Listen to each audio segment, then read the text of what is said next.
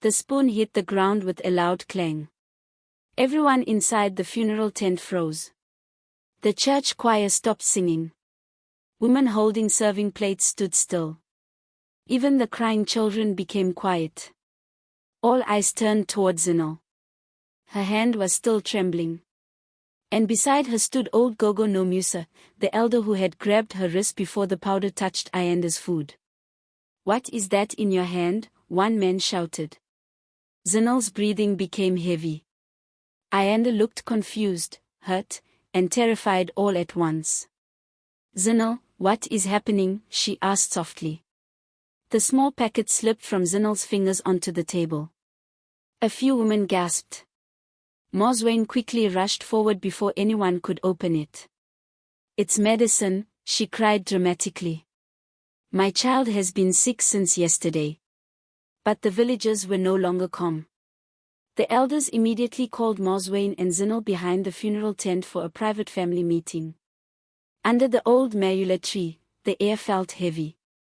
The family elders sat in silence while Zinhle stared at the ground in shame. Then one elder spoke. "Tell us the truth." Zinhle's lips shook. Before she could answer, MaZwane suddenly burst into tears. "You all think badly of my child," she cried. "Zinhle has suffered enough humiliation in this family." The elders exchanged worried looks. MaZwane continued her performance. She wanted to put herbs in the food for stomach pain. She became nervous when people shouted at her. "But why hide it?" another elder asked suspiciously. MaZwane quickly answered. "Because people already judge her. Ever since childhood, everyone compares her to Ayanda." Silence filled the circle. Even Ayanda looked conflicted now. Deep inside, she wanted to believe her cousin was innocent. Zinhle finally looked up. Tears rolled down her face. "I'm sorry," she whispered. The elder sighed heavily. In the end, they decided to let the matter go out of respect for the funeral. But not everyone believed the story. Especially Gogo no Musa. The old woman watched MaZwane carefully with narrowed eyes. Like someone seeing darkness hiding behind a smile. That night after the funeral, thunder rolled across the village hills. Inside their hut, MaZwane sat quietly beside the fire. Her face was cold. "We almost got caught because you are weak," she said. Zinhle looked exhausted. "I don't want to hurt Ayanda anymore, Mama." MaZwane's eyes hardened immediately. "You think she would save you if your lives were reversed?" "She trusts me," Zinhle whispered painfully. "Trust?" MaZwane laughed bitterly. "Trust does not build respect. Power does." The fire crackled between them. Then MaZwane leaned closer. "We will find another way." The next morning, before sunrise, MaZwane took Zinhle deep into the forest beyond the village river. Past the cattle paths. Past the giant rocks. To a hidden hut feared by many villagers. A traditional healer lived there. People whispered that strange things happened around him. Some said he spoke to spirits. Others claimed he could destroy lives without touching anyone.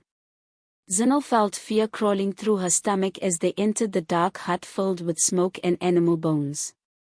The healer sat silently in front of burning candles. His eyes slowly lifted toward them. "I know why you came," he said before they even spoke. Zinhle froze. MaZwane stepped forward. "I want the beautiful one to suffer." The old healer closed his eyes for a moment. Then he reached for a small clay bottle filled with dark oily liquid. "Put this inside her body lotion," he whispered. MaZwane listened carefully. "Everyone who sees her will turn away from her. Her luck will disappear. Doors will close. Love will die around her." Zinhle's heart pounded. But before handing over the bottle, the healer suddenly paused. His expression changed. "There is something strange around this girl," he muttered. MaZwane frowned. "What do you mean?" The healer stared into the fire. She is protected. A cold silence filled the hut. But MaZwane ignored the warning. That evening, Ayanda visited Zinhle's house to comfort her after the funeral drama. She hugged her cousin warmly. "I know you would never hurt me," Ayanda said sincerely. Guilt nearly destroyed Zinhle inside.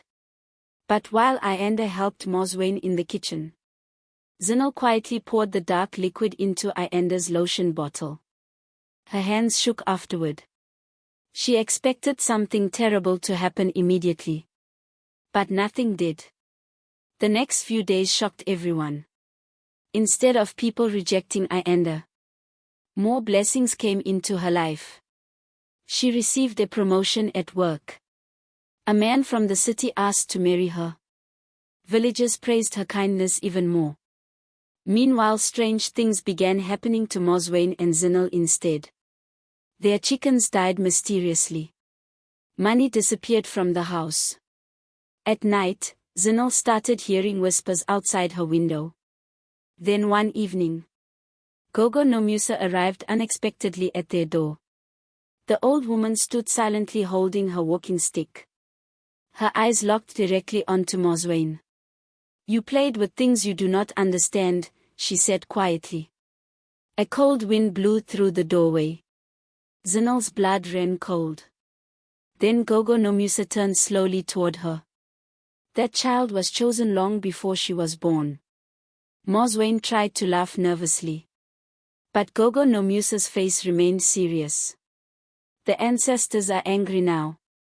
Suddenly, a loud knock came from outside the hut. 3 knocks. Slow. Heavy. Everyone inside froze. But when Zinhle opened the door, there was nobody there. Only a small calabash bowl sitting on the ground, filled with red soil, and Ayanda's necklace buried inside it. To be continued. Part 3 Fire.